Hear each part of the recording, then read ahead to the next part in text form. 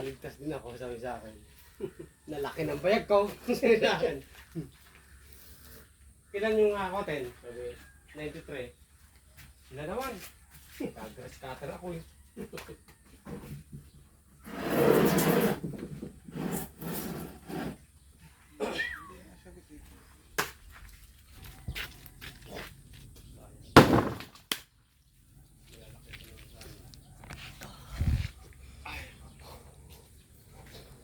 Yung iba. O hindi mo maisa niya si Emer. At walang karga yan. Ito, miro, ilahog mo. Manghang lang. Hindi lang manghang yan eh. Di. Ano yung tinagpalukan?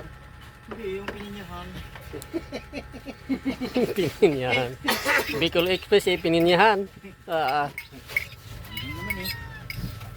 Bakit? May... Hindi mo mahugasan yan. Ano ako sa maghugas? Takip, dala! Pare, kaldero mo nga ilagay ko hinugasan eh. Ito pa.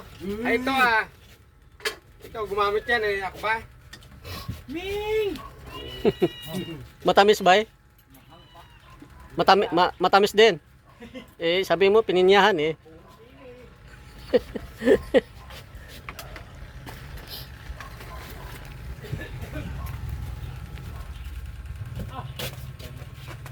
Wala tubig dyan. Dumating na guys, yung kasama ko guys. Dumating na yung ano, magkakarga ng precast guys. Ayan. Lahat ng precast guys ay 93 lahat. Kakarga na lahat yan doon sa ano, truck. Yung biyernes. Ay. Yung biyernes. Ano ba? Bago tayo yung ano, titira nila. Ha? Adali na. Sina? Ninyugan. Binulan. Saan yung ninyugan ng ulam mo? Hindi ah. Hindi ka na walang ko eh. Kakarga na yung ano guys, precast guys. Madami ng karga niya. Ito guys, 15. Madami na guys. Oh. Ito mo tawag gawa namin. Kung ano gagawin eh. 15. Mas kabila ganun din guys, 15. Bali 93 lahat. Ayun pa guys. Ayan, kasama ng karga na yan. Pati ito. Ayan, karga na ito guys. Dumating na yung truck. Ayan.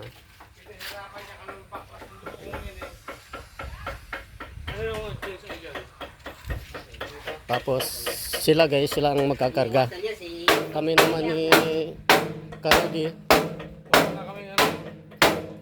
Maglinis kami ng muldi. Yan, linisin namin tong muldi guys. Yan, kuskusin namin tong mga simento na dikit. Pagkatapos na linis lahat yan guys, ay lalagyan ng langis bago ilagay yung halo ng simento. Yan, yung mga kasama kong mga trabahante guys, ay sila ay magkakarga ng yung precast guys. Ayan. Ayun ang dala oh. Ayan. Para mga bago pa nga. Ito guys, may butas to guys. Ito sa butasin. Tigas eh. Kulay. Ito guys oh. Katulad nito guys oh, na precast may butas. Ito wala na yan, reject na yan. Binubutas, may butas yan guys, gawa ng yan ang lusatan ng dumi ng baboy. Ito na guys oh. Ito oh.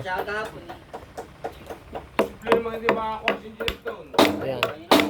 May butas yan guys. Ito oh. Ayan. Oh, katulad ng ganyan. Ayan.